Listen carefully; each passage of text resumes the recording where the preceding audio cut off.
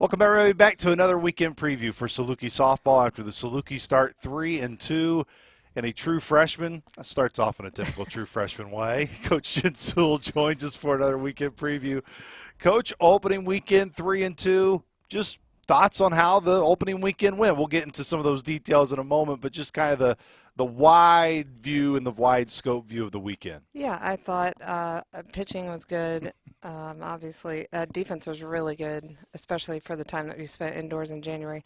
Offensively, got off to a slow start, but had some good moments. Doesn't surprise me really offensively.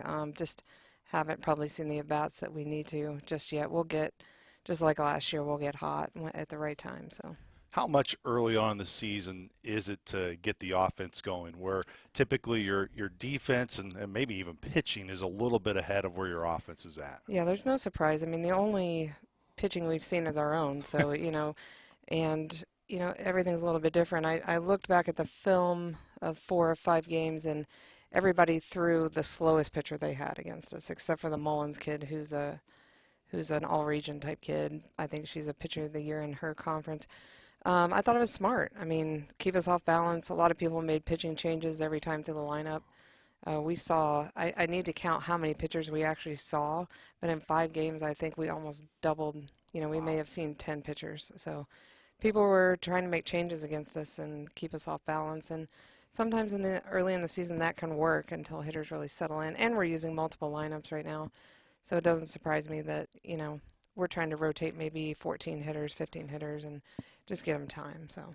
When we talked back in the fall when we were doing our podcast, when I was asking you about some of the young, talented freshmen that you had, you said, Luke, they're freshmen. They Yeah. still got to learn. Yeah. They still got a ways to go. When you put Maddie in your lineup card and knew she was going to start the first game, you had perfect game in mind, right? That was exactly the expectation. Yeah, I mean, obviously, I think there was probably a bit of hometown interest for her in that game. She wanted to go up against probably the folks that, should have recruited her.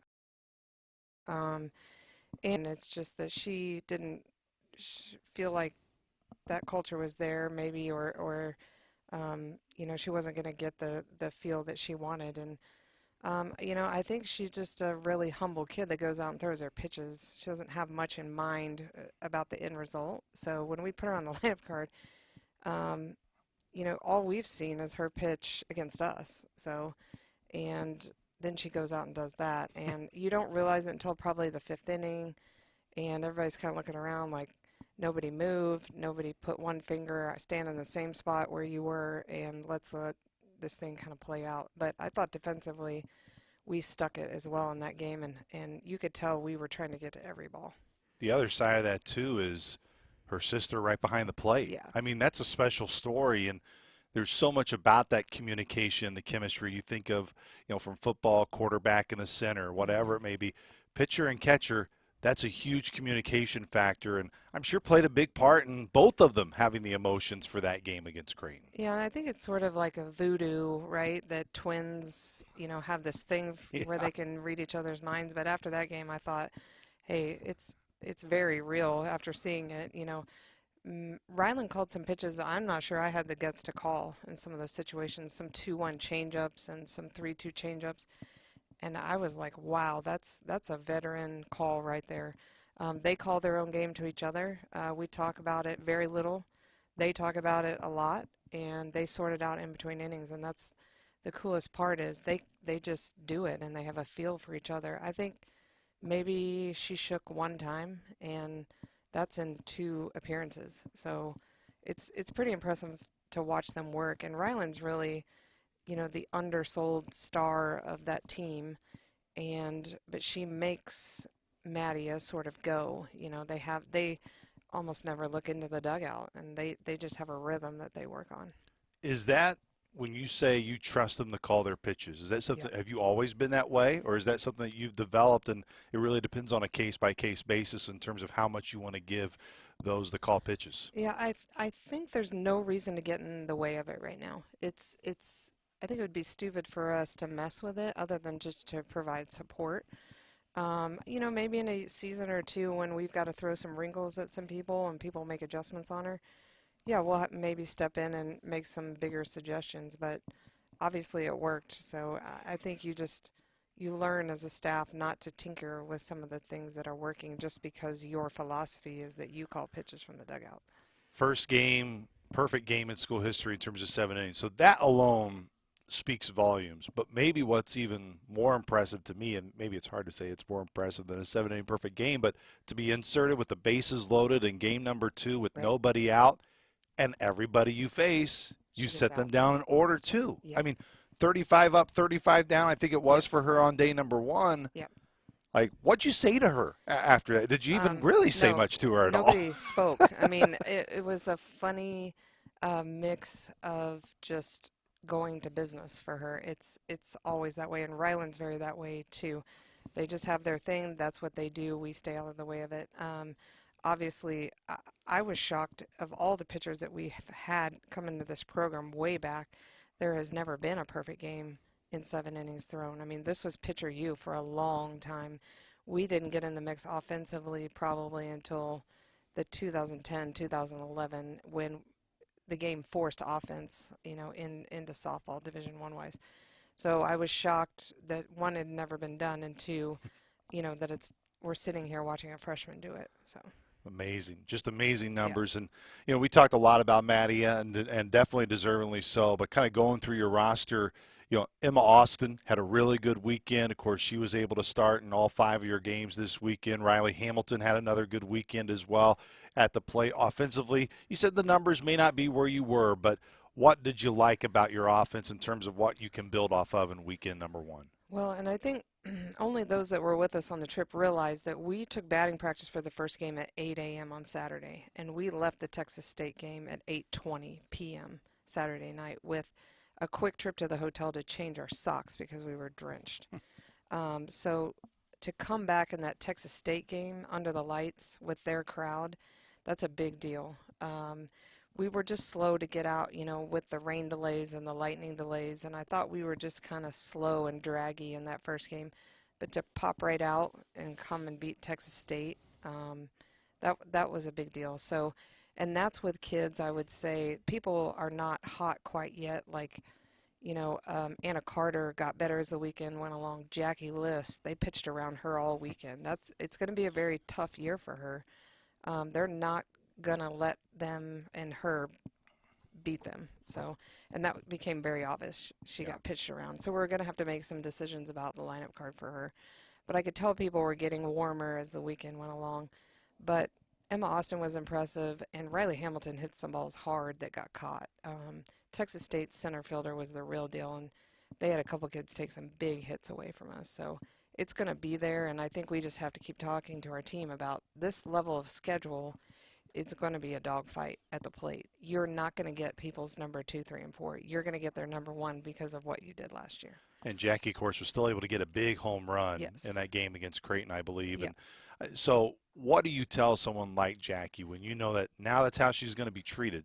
What's kind of her next steps? And maybe it's not so much her, but it's her teammates to help her and lift her out. And that's why you said the lineup card, Right. because depending on where you put her, teams may not be able to afford to pitch around her. Or if they do, they're really going to be in more trouble. Well, and I think what happens to her is they're going to pitch to her at certain times, and then they're not going to pitch to her at certain times. So going to the plate, you have to be ready to swing, right? But then they're also picking at her, which is a very tough at bat. So there were times in the weekend they came right at her, and there were times when they weren't going to let her hurt them. So I think she just has to be patient in the moments that she's not getting pitched to. I know she wants to help her club, but realize that there's some others in the lineup, and it wouldn't surprise me if we don't have to push her back to the 2-hole or even to the leadoff spot just to get her pitched to. So. From Texas to Florida now, you'll I begin know. with UC Riverside. You'll have double headers on the 17th or I should say the 16th and the 17th. UC Riverside and Iowa up first, and then you'll have Illinois Penn State on Saturday, and then Ohio State to end it. Of course, those are big name schools from the Big Ten, a great opportunity. But let's start with UC Riverside first. A lot of fans may focus on the Big Ten names. Right. What stands out about UC Riverside in your first match? Yeah, you have to go game by game in this tournament. You cannot, in a trap type game, you cannot look ahead. You have to take care of your business, and that's what we have to do. I think it would be a good game for us to see a West Coast style of play. typically they can bunt more, run a little bit, hit and run. They can be a little fancier in terms of offense where we just kind of sit back and slug. It wouldn't surprise me if they pitch by committee again. They've got, I think, 6 or 7 really good pitchers, and they're returning, I think, an all-conference kid on the mound. So it wouldn't surprise me if we see everybody. So I think it'd be a good game if we take it and use it for the tournament to kind of get off to a good start. And I'd like to see all of our pitching staff get off to a good start. But we cannot look ahead to Iowa. We have to take care of UC Riverside. It is a game-by-game approach. Yep. I mean, every coach, Coach Sewell, whether it's you, whether it's Coach Mullins, Coach Hill, Coach Kelly Bond White, whoever I get a chance to talk to, Coach Rhodes, it's always a game-by-game approach. But you also know how important these games are, especially where it can be at the end of the season. How do you balance it and I think your girls understand how important it is, but how do you approach those things of, hey, it's important, it's early, we want you to just focus on ourselves, but also these are some games too that you got to get. Yeah. Well, I think it's a reminder too, like we're going to see these teams hopefully in the postseason, so we need to play them more because we need to understand that feel, that adrenaline, those little bit of extra nerves. And it's just a reminder that, we've never really struggled with our confidence in games like that. I think at times we've struggled with the bigness of the game.